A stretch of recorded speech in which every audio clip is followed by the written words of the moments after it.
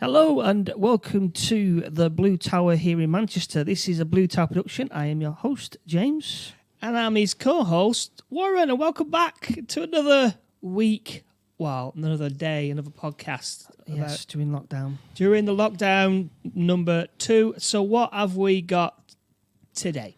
Well, our old friend Lucio Fulci is back on the agenda with Manhattan Baby, brought out in 1982. We've watched, how many movies have we watched by Fulci? Too many. Too many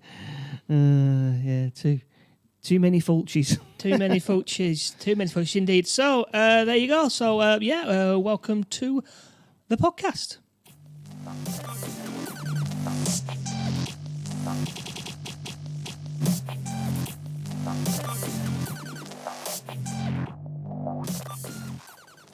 Yes, so we are looking at the 1982 horror Manhattan Baby, directed by Lucio Fulci, who we all know is the Italian director.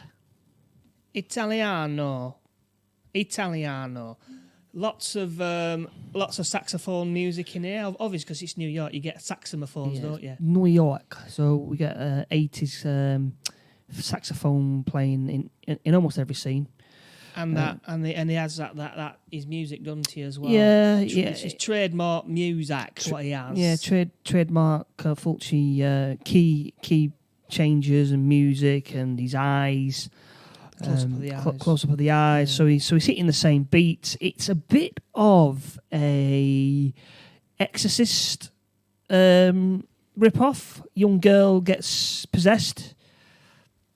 What was it's exactly like the Exorcist. In fact, yeah, it really is. It's just kind of carbon copy of it, really. Yeah, but without much of the horror. In fact, this is lacking in horror. If you're coming to watch this movie expecting a lot of blood and guts, I'd say skip ahead the last 10 minutes. It was, and then you'll get your thing. What's the synopsis, Warren? Well, I had to. The thing is, I went to Rotten Tomatoes and typed in Manhattan Bay. It didn't come to anything.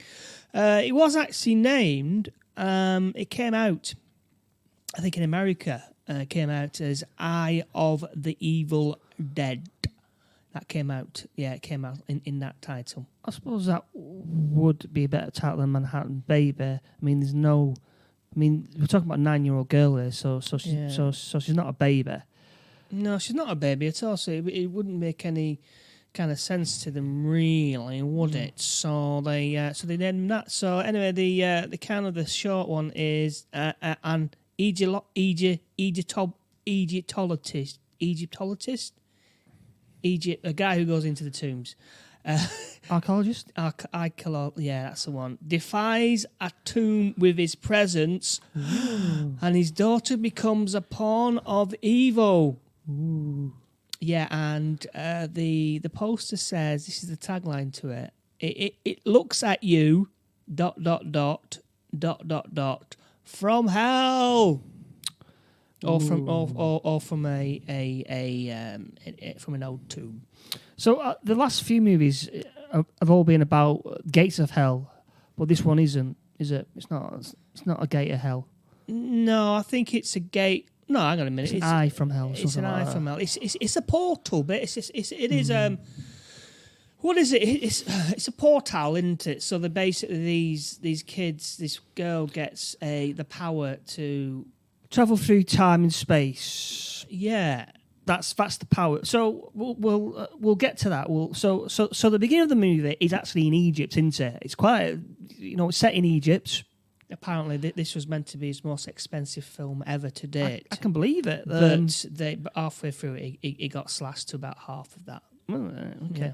So we start off in Egypt, and Professor Hacker is there, and we've got his wife Emily Hacker, and we got Susie Hacker.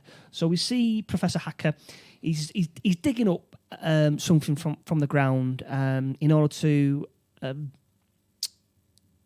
solve a mystery. That's his thing, innit? So he digs up this tomb thing, crypt, not crypt, like a coffin,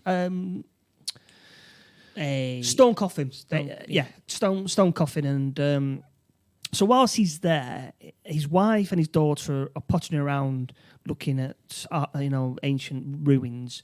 And As you do. And the daughter has some sort of fit where she's holding a bit of sand and the sand is going through her hands. I'm sure that's supposed to signify something, time running through hands. Evil.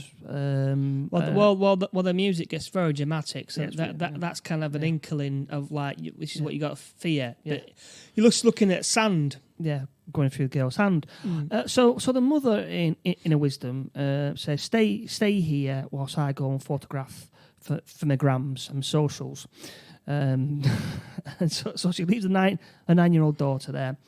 Whilst she's there, the daughter is then confronted by this old woman with milky white eyes, which is another trademark from his other movies, isn't it? Where it's a blind person. Yeah, they're all evil and they all got white eyes. So the daughter gets out some money, thinking he's going to give her some money to get, but then she opens her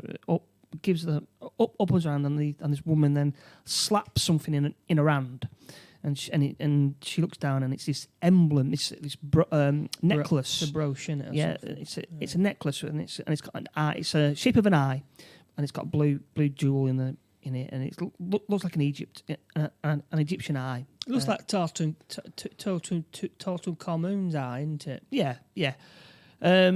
So there's a wide shot, and then this old woman just disappears. Hang on, whoa! She says, "Tombs are for dead." Yeah, the tombs are for the dead.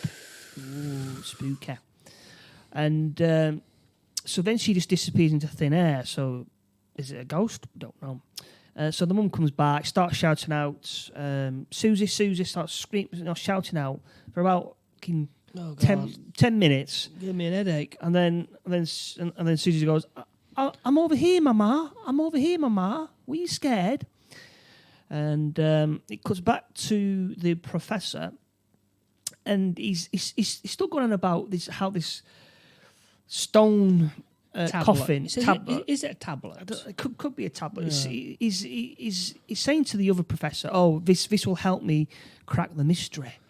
And the other this Egyptian professor goes, "Oh, it could be tied in with this other crypt that we found, but I wasn't sure why it was just abandoned. He just said, "Oh, it's abandoned. We didn't go back in there." And Professor Hacker goes, "Well, I need to go back in there." And the Egyptian professor goes, "You can't go in there alone." And then because it's cursed. Yeah. And then one of the locals who's there just snaps his head back and goes, "I'll go with you." I was like, "All right, okay." I mean, like the minute that someone says, "Right, well, I think it's cursed," you wouldn't really go, "Well, I'm going to go with you. Don't worry about that." So almost immediately they get in a Land Rover and they go to this abandoned tomb which isn't protected, and there's walls in, and then they're confronted by Egyptian hieroglyphics, yeah. Hieroglyphics. And he's going, "Oh my God, this is amazing! Wow! It all answers all my questions. This it does." And then they find they find something on the wall, don't it? It's like a dawn, yeah, like a little circular thing that turns around, and then a secret passage. Yeah, so he presses this magical. Why no one's found this in nearly 300 years or 3,000 years? Is anybody's guess? It's like a big sausage, isn't it? Big curly sausage. What's the big curly sausage called? Cumberland sausage.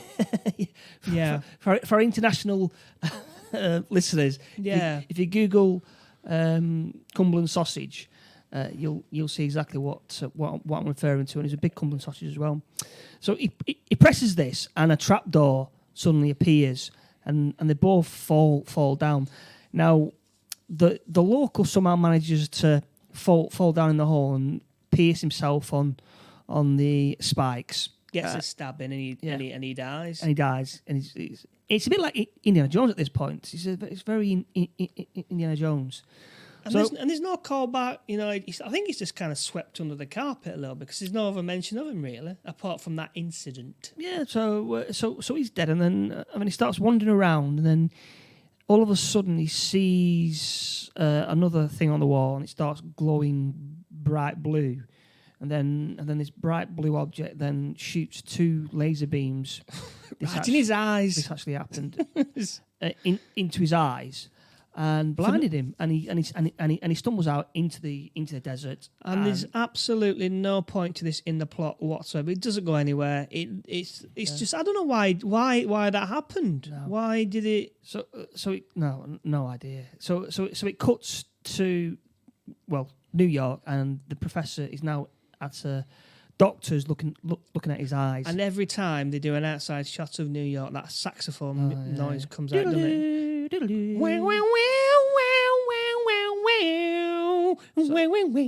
So the doctor tells him, listen, you're basically blind for a year, so you need to put some bandages over your eyes.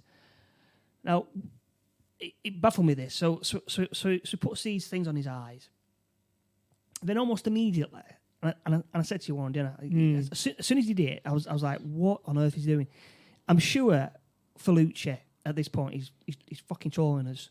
The professor then puts on a pair of glasses over his pads. They're not dark glasses, so you can hide the bandage. They're actually reading glasses. Oh, I'm just like, but it wasn't like a mistake.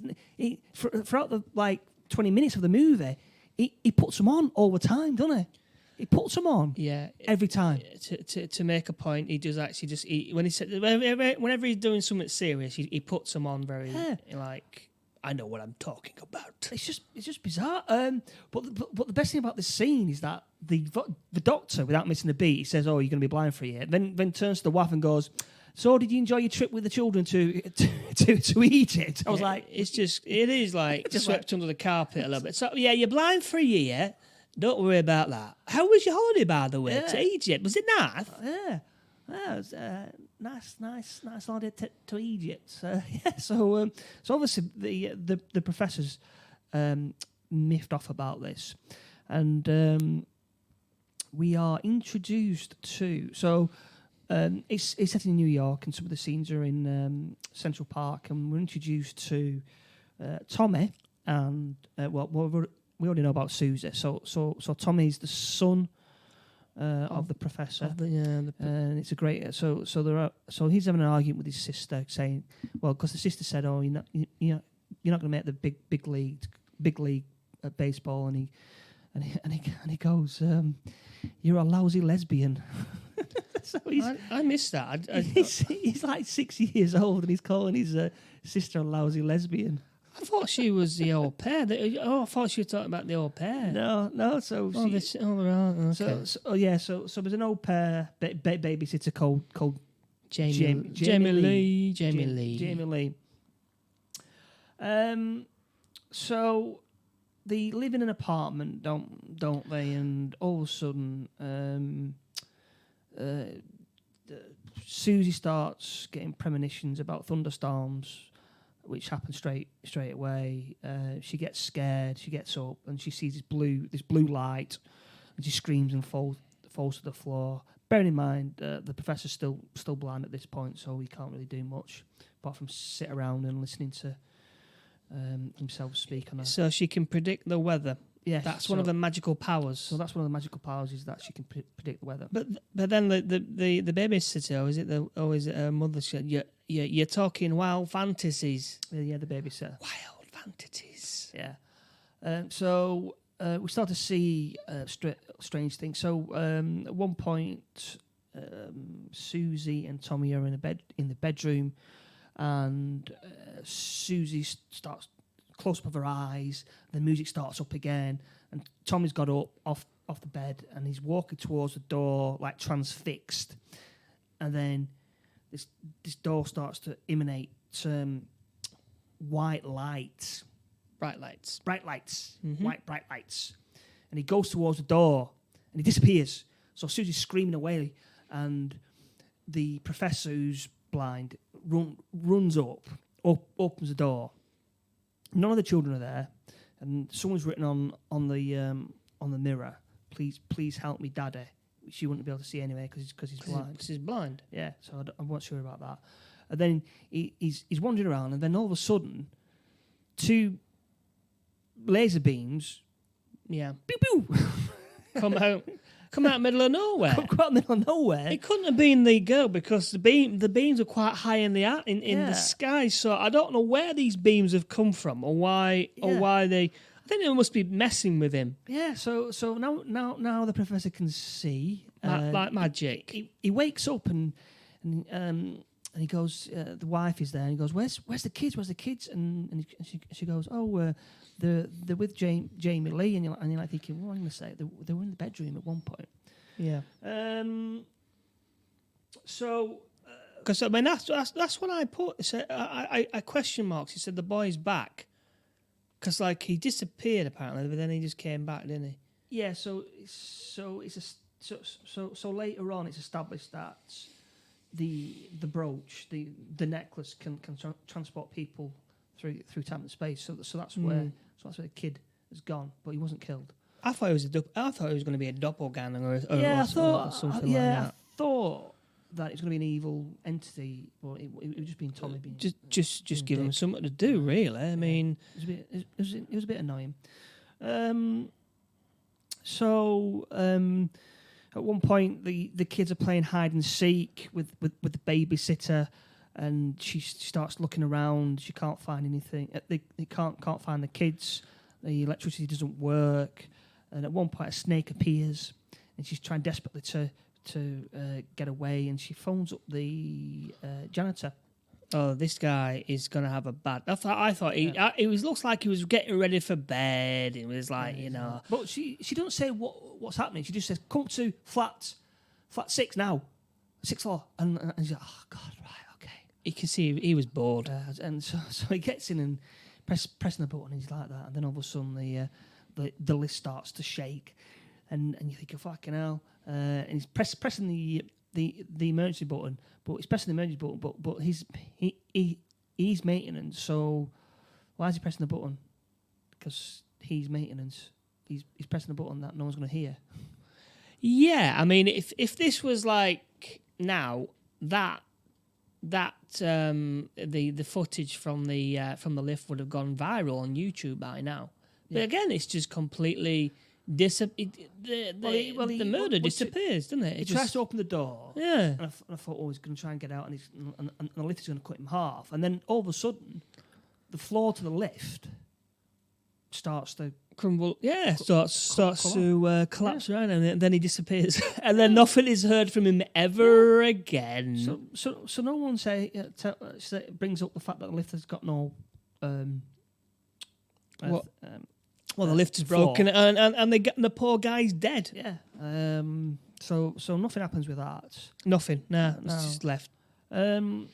So, right, we've got to introduce. I couldn't find his name on IMDb. It's the colleague of Emily Hacker at her place of work. It's a magazine. She works for a New York magazine. Life and something. Yeah. Life and Leisure, whatever it is. So we first clap eyes on him pretty much early on in the film, and he is the classic office joker.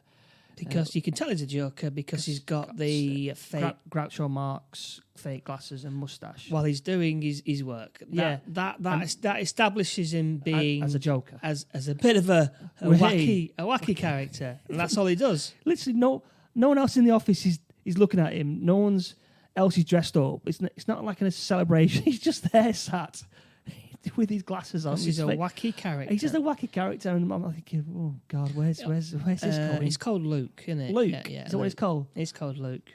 He's played by Carlo Di Maggio. Right. So after all this shenanigans with the guy in the lift and the hide and seek and the babysitter's afraid, a door can't be opened up, a bedroom door. I don't know why. Yeah, it's locked. It's locked for some reason, and they can't open it. So Emily asks the Joker, who at this point in the office has now got fake eyes that are on springs, classic 80s. What else has he got? He's got that on his head, and there's something. Oh, he's got something in his hand. It's one of those snake things that pops out of a can. Oh right, yeah. So he's just there. This guy must have been the most annoying person in the office. He's a crazy guy. He's a bit, well, hey. So she takes him along to the flats in order for him to fix the door. Yeah. I'm like, right, okay.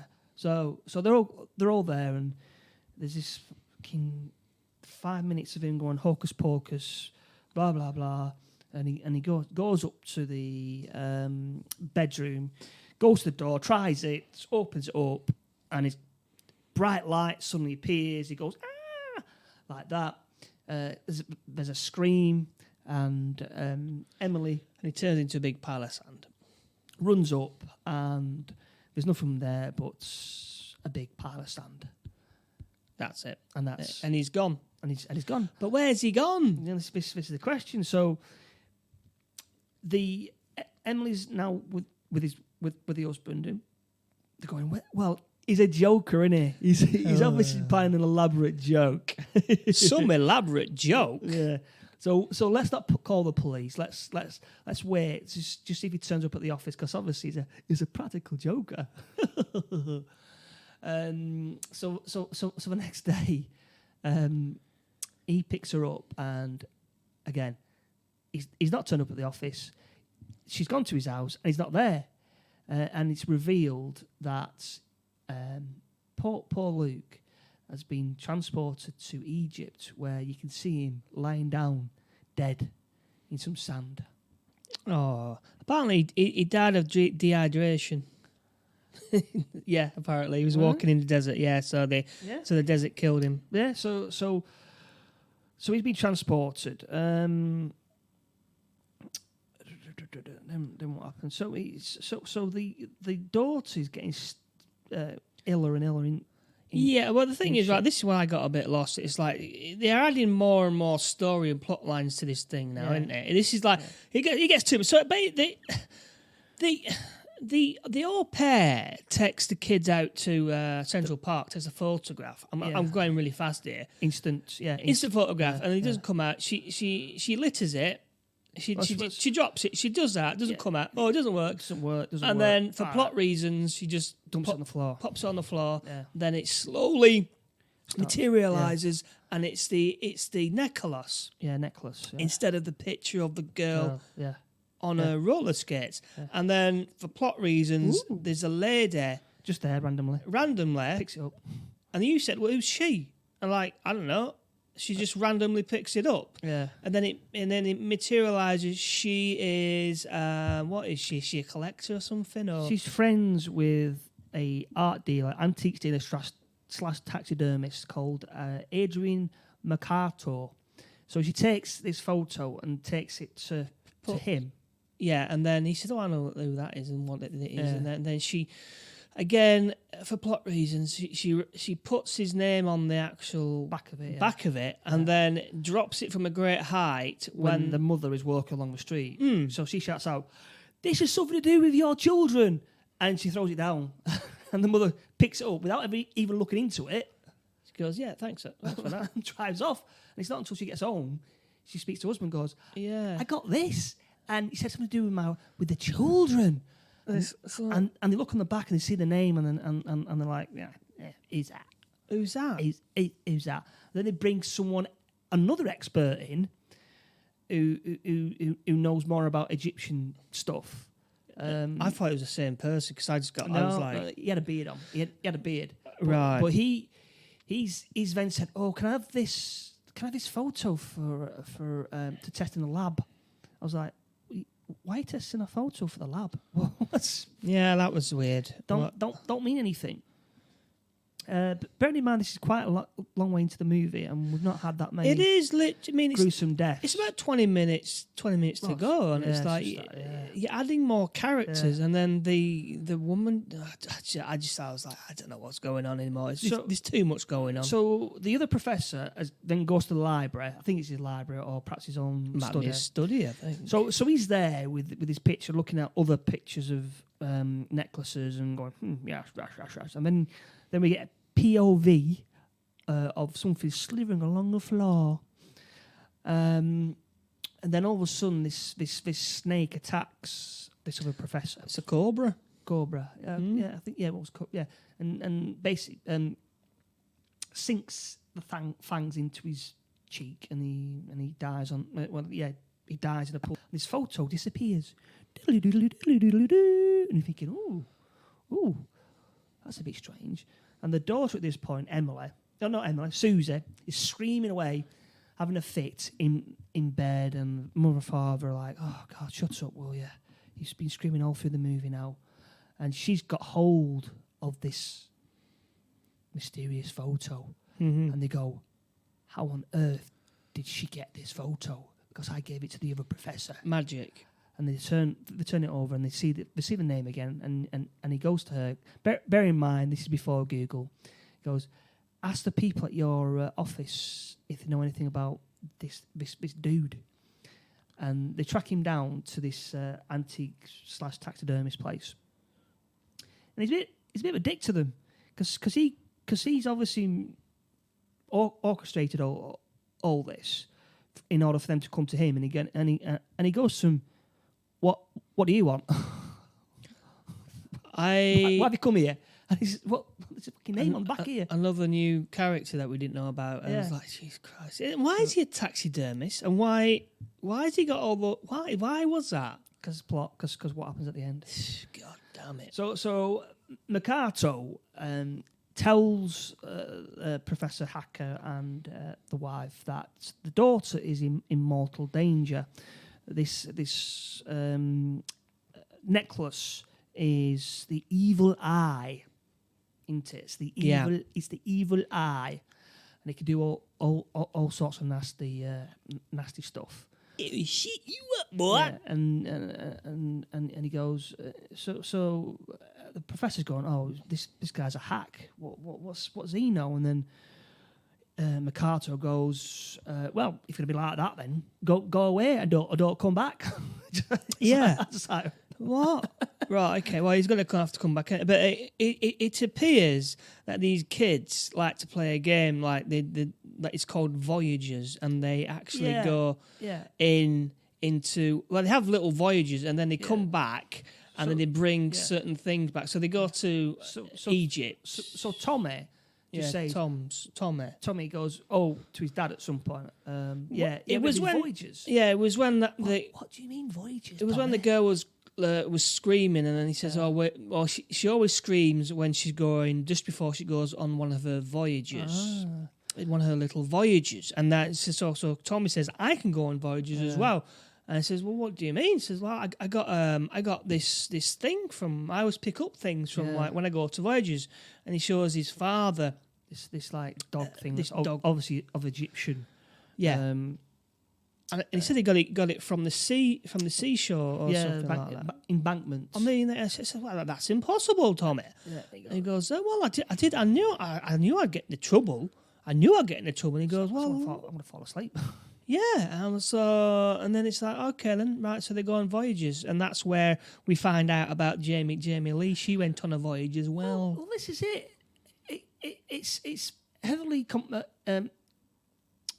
intimated that Jamie Lee, who disappeared, she's off screen, completely disappeared, and it's intimated that she's gone on one of these voyages. So we're thinking, has she been sent to Egypt and now she's in the desert somewhere? Well, then later on in the movie, where it's all building up, Tommy's looking at the wall and this blood spatter comes up, doesn't it? In a very long sequence. Yeah. Punish me. Oh, God. Yeah, it was... Punish me. Why was he saying that? Weird. Yeah. And then the wall starts to crumble and then this decaying arm pops out, and it goes, poor Jamie Lee.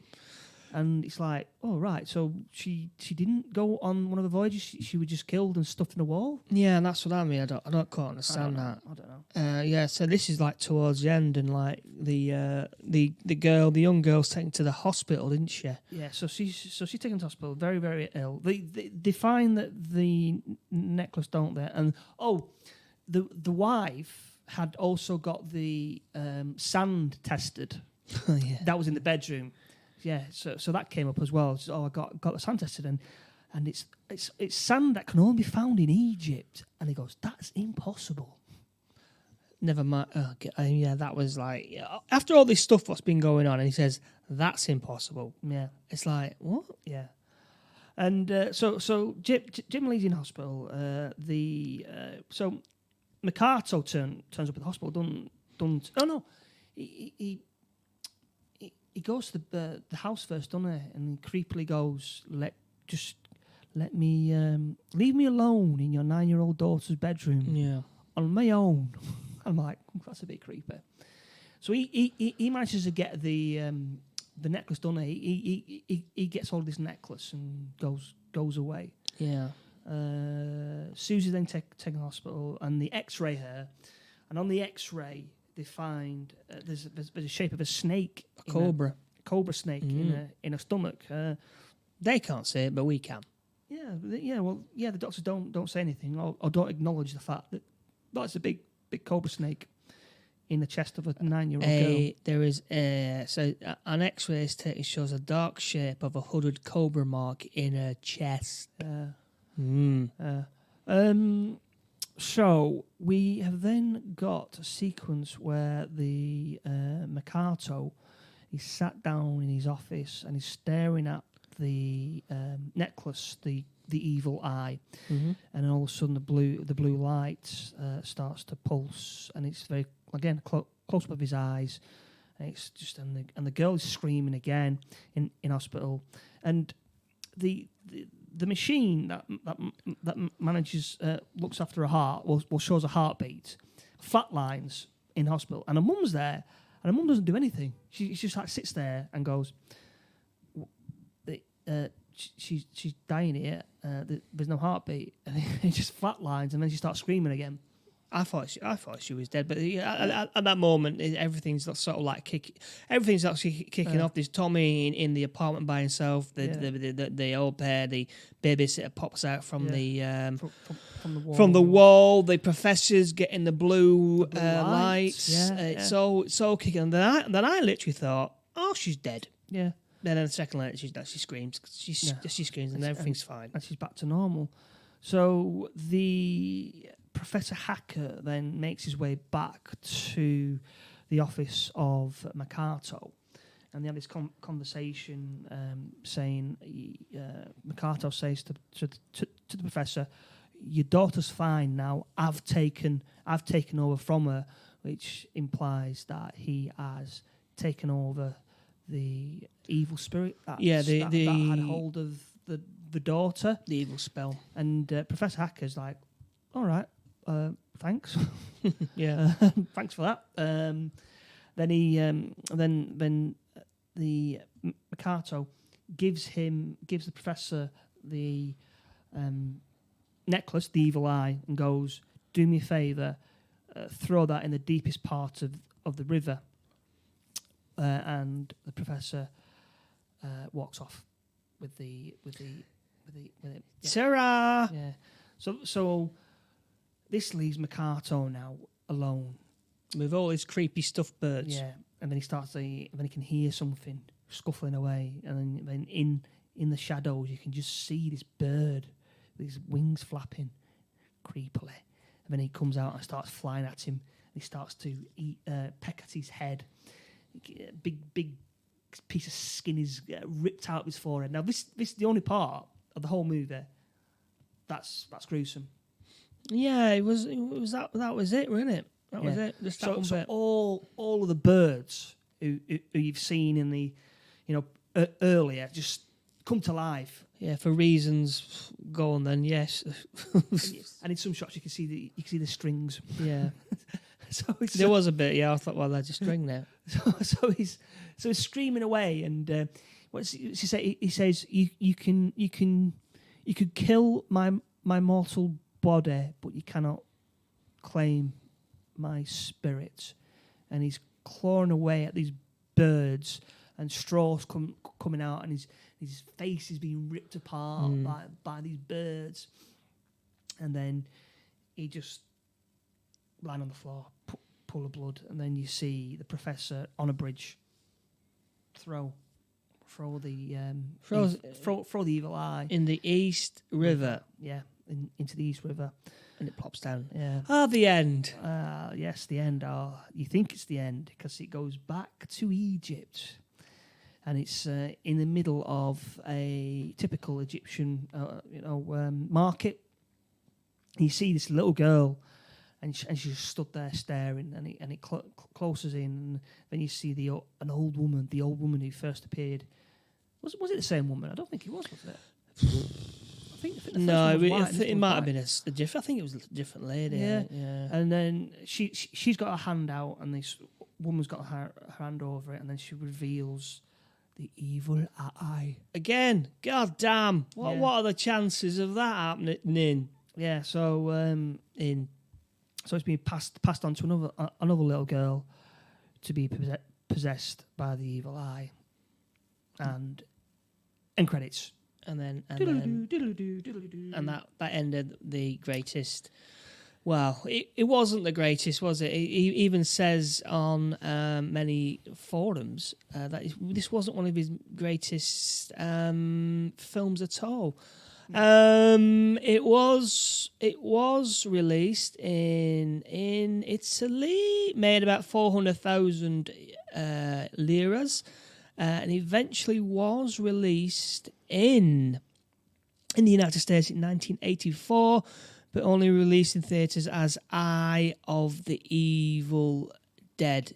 It was titled The Possessed in the United Kingdom, where it was released directly to video in 1983, and then later released on DVD in 2001. The film also ended a partnership between Lucio Fulcio and producer Fabio d'Angliers. I don't know either. Fully disliked this film himself, saying he had no choice to make in the film as Diaglo was obsessed with it. Fulci committed that it was a terrible movie and ventured to describe it as one of those setbacks that occur as you go longer. So yeah, even he didn't even like it.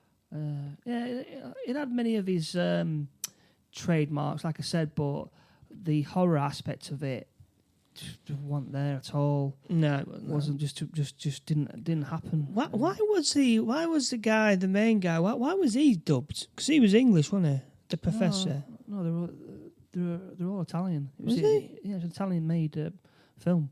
Hang on. Christopher Connolly was an American actor best known for his role as Norman Haggerton in the successful primetime ABC soap opera Peyton Place. What? Yeah, he was English. He was American. I thought I recognised him, but not as that. He was... So they had him speaking, unless they dubbed him in Italian. Well, they must have dubbed him or something. I don't know. That's why I was a bit confused about that. He didn't... Maybe he had to dub himself back later on or something. Everyone else was dubbed. I mean, the kids obviously didn't speak English because the way they spoke, it just didn't... Yes, he was in many films. Because I did recognise him from somewhere, but not. He was in Fantasy Island. Didn't see him in that. The Love Boat, Striker Commander. He was in that. Liar's Moon. No, I don't know that. But he was in a few. But I didn't quite understand why they'd dubbed him at all. Now, Rotten Tomatoes, couldn't find no one's done any, and none of the professionals have done it. Give it a review. So, was it higher or lower than 40%? What was it, higher or lower? Well, no, how can it be? None of the professionals. Yeah, So what's the audience score? Lower? Than 40%? Yeah. Yep. It was only 22%. That was by 1,000 critics, viewers. So it didn't do very well. It's about 22%. And when was it first ever streamed? 2016. Oh, so close. 2017. It wasn't very. It said some of the reviews here. One of Lucy Flo's worst, and that's saying something. So yeah, it wasn't the greatest. I'll be honest with you. There's nothing really much to talk about it. Really, there was it was meant to be one of its most expensive one, but then budget was cut by 40%. Sorry, by 50% by the end of the film. Yeah, you can And tell. it was pretty much that. So that was about it, really. So, shall we get on to your quiz? Yes. The game show that is sweeping the nation. Sweeping the nation. Whose synopsis is it anyway? Yes, so it is the quiz show that is sweeping the nation. Sweeping the nation. Whose synopsis is it anyway? Where we get a title and we got to guess the synopsis of the movie based on the title. If we get it from the title, we get 3 points. If we get it from a tagline, you get 2 points. And if you don't get it from the tagline, describe the artwork. And if you get it from that, it is a 1 point. At the moment, the score on the doors, 10 apiece. Oh, okay, that's all right. At the moment. So, so we're using the book VHS Video Cover Art by Thomas Hodge. Right, are you ready? Eyes ready. Okay. So it's back in the 1980s. You're looking for something to watch, and you come across Enforcer 2. So we're not had Enforcer 1, but this is Enforcer 2. Enforcer 2. So it's a sequel to the very popular Enforcer, I would imagine. Right, okay. So it follows on from Enforcer 1, obvious.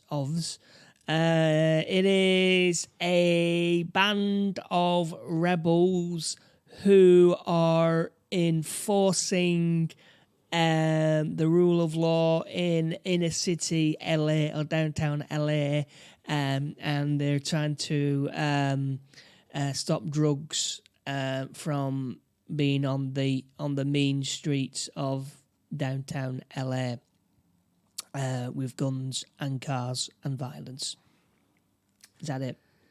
Pretty much. I can't give you that. I can't give you that. Really? No. You're right about the right about the drugs. You got to just think enforcer. What's an enforcer? What's he do? What's an enforcer do? Well, he enforces the law, doesn't he? Yeah. Well, But he's not the law. oh, so is he like a drug cartel, and he's enforcing his law on what drugs goes into the inner city? Yeah. So he's a drug law, and he's enforcing his law on his drugs in the inner city, and then somebody's coming into his turf, trying to distribute drugs. No, okay, now I've got nothing then. Right. No. I'm going to give you, after much help, I'm going to give you 3 points because the tagline is "The man is back," so it's not really going to help you. No, right, okay. The man is back. Right. So the synopsis is he's back working the streets for the family. Okay. Afternoons he plays with the family wives, so that indicates that he's having it off with the wives of the mafia, possibly. Evening he roams the bars hunting. Nights, it gives his diary here. Nights his favourite sawn-off shot. What? Sawn-off shot spreads the family enemies all over the city. The wars have begun, and the devastating firepower of the shootout fills the air with the acrid stench of cordite and corpses. He is the family enforcer. 3 exclamation marks. So he works for the family, and he enforces on behalf of the family. Right. Okay. And right. Yeah. So the family. What's is it paint? Is it drawn? The drawing is right. Think of Rambo at his peak, but not Rambo peak. Tango and Cash peak, if you can think of that. Right. Okay. He's got his shades on, and it literally is Rambo. Sylvester Stallone, and he's carrying a big sawn off shotgun with an orange background and nothing else at all. On the back, there's a few photos of exploding cars and someone being beaten up. Distributed by Cougar Video, also known as a Death Collector Family Enforcer. So distributed by Cougar Clockwork Video, screening doors. Release date was 1986, and the artiste obviously didn't wish to be named because I don't think I think it's cut and paste from one of his movies. Oh, okay. Yeah, so that was Whose Synopsis Is It Anyway? I think there's isn't there a video store in Liverpool that actually does all these movies? I think, don't there? You can actually hire them out, VHSs. Yeah, I remember early on in lockdown there was someone came out and the hipsters of Liverpool flocking to this video store and they're hiring out videos and old like PlayStations or Nintendos, Mega Drives, and they're watching old movies. Yeah. I think I'm gonna go when it all ends. This thing when it all ends, I think restrictions are over until about April time. Well, that's what you think, but I wouldn't count on that. I might pop over and just have a look. I know there's one in just across the road from here, down the road, because I went in there. It was a coffee shop and it was a VHS store. Yeah, in Levenshulme. Never heard of that. It was it was a coffee. You can get coffee, ice cream, sweets, and then on the walls there were like different videos, VHSs. Oh, never heard of that. VHSs everywhere. So I might do. I don't know. I might do that. I might even open one. I don't know yet. Could do our pod down there. Indeed. Now, where can we find you on the socials? Twitter, woodcop77, James Robert Johnson on the grams, and we've also got an email address of woodcop@bluetowermanchester.com, so you can send us your emails. Again, we're still got a lot of interest about sponsoring us, but we're still on the lookout. If you're wanting to sponsor us. Yeah. Obviously, yeah. I mean, we can do that. Yeah. So we don't have to go to work anymore. Hey, just do podcasts. Yes, please. You can find me on the Instagram at Mr. Beard MCR and on the Twitter, Instagram, Mr. Beard MCR. I also do another podcast. The Chef One Pandemic. I do that kind of like daily sometimes if I can be bothered, which I am. So yeah, I do that. I do another couple of podcasts, but I haven't done them for a while. I do an after show onto this one, but I've not done it for a couple of weeks. So I've got to get back onto that. So you can get on listening to all that. It's all for free as well. So the more people subscribe, the more it gets noticed, and it grows. Without you guys, it doesn't grow. So if you want to subscribe, it does help. It does help the podcast if you do subscribe. Come on, check off Army. Oh yeah, you forgot the check off. There was no check off in this. There's no real check off. Although the taxidermist thing, the birds, we could have had that, but there was no real. I mean.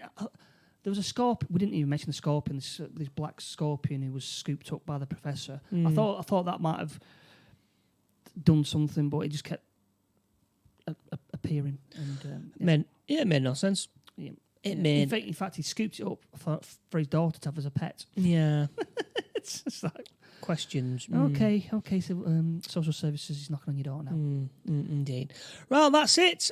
We will see you next week. Yeah, for another movie.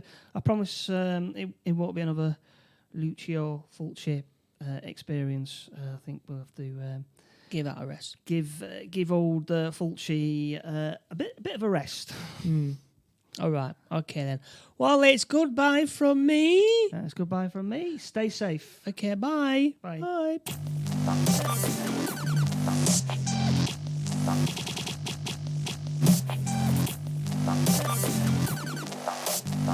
Bye.